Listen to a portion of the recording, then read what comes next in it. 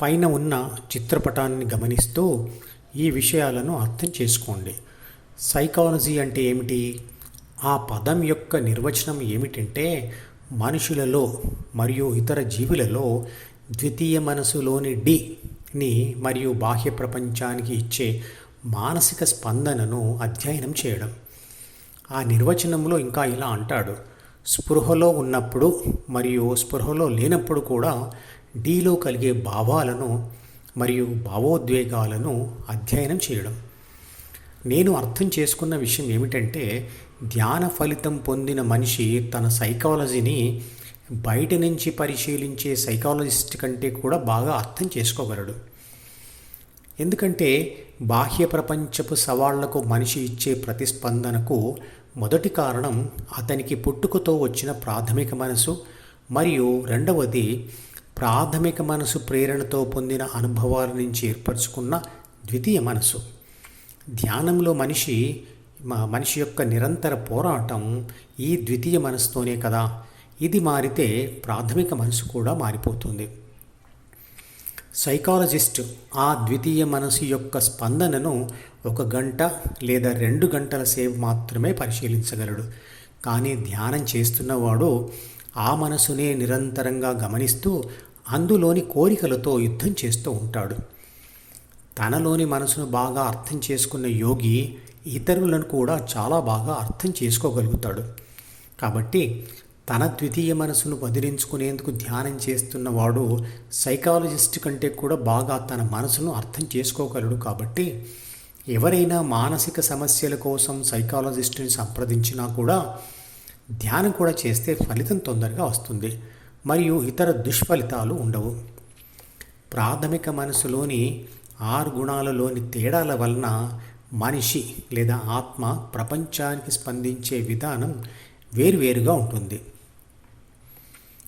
మానసిక శాస్త్రవేత్తలు కార్ల్ జంగ్ మరియు సిగ్మండ్ ఫ్రాయిడ్ లాంటి వాళ్ళు చాలామందిని పరిశీలించి ప్రపంచం విసిరే సవాళ్లకు వాళ్ళ ప్రతిస్పందన విధానం పరిశీలించి ప్రపంచ సవాళ్లకు ఇలాంటి ప్రతిస్పందన ఉంటే ఇది ఇలాంటి మానసిక రోగం అని నిర్ధారణ చేస్తారు. సైకాలజిస్ట్ ఎవరు? సైకియాట్రిస్ట్ ఎవరు? ప్రవర్తన ఇలా ఉంటే ఇది డిప్రెషన్ లేదా ఇది ఆటిజం అని చెబుతూ వాటికి విశ్లేషణతో కూడిన సలహాలు, డైవర్షన్ అంటే దారి మళ్లింపు పద్ధతులు వివరిస్తారు. సైకాలజిస్టులు అంటే కౌన్సిలింగ్ చేస్తారు. కానీ సైకియాట్రిస్టులు నిర్ధారణ చేసిన మానసిక సమస్యకు మందులు ఇస్తారు.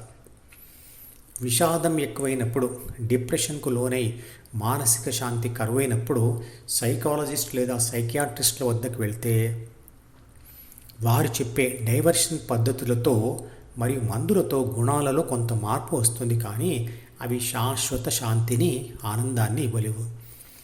సైకియాట్రిస్ట్ రోగ నిర్ధారణ తర్వాత ఏ మందులు ఇచ్చినా అవి పదార్థ ఆధారం కాబట్టి మెదడులోని న్యూరాన్ కణాల మీద మరియు ఆ కణాల బయట ఉండే సైనాప్స్ వంతెనల మీద అంటే జ్ఞాపకాల గదుల మీద అంటే చిత్రపటంలో చూపించిన డి మీద ప్రభావం చూపుతాయి.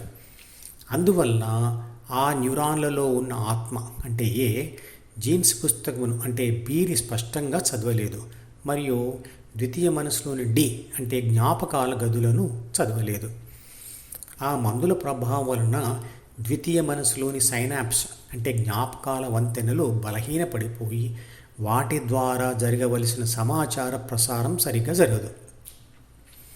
అందువల్ల చదవలేని మరియు చదవని జ్ఞాపకాలు బలహీనపడిపోతాయి. అందువల్ల ఆ మందులు మానసిక స్తబ్దతకు దారితీస్తాయి. ఆ మందుల వల్ల మానసిక రోగి మత్తులో ఉండిపోయి తీవ్రమైన ఆలోచనలు చేయకపోవచ్చు. అందువల్ల ఆ ఆలోచనల ప్రభావం వల్ల వచ్చే దుష్ఫలితాలు మాత్రం రాకపోవచ్చు. కానీ అది కూడా తాత్కాలికంగా మందు ప్రభావం ఉన్నంతసేపే. అవి తాత్కాలిక దారి మళ్లింపు పద్ధతులు. ఆ సమయంలో ఆత్మ జ్ఞాపకాలను చదవలేదు కాబట్టి అది తాత్కాలిక శాంతి మాత్రమే. శాశ్వత శాంతి కావాలంటే సైకియాట్రిస్టులు ఇచ్చేటువంటి మందులు దాదాపుగా జీవితకాలం అంతా వాడవలసి వస్తుంది. ఈ వీడియో యొక్క మిగిలిన భాగం తర్వాత వీడియోలో వివరిస్తాను.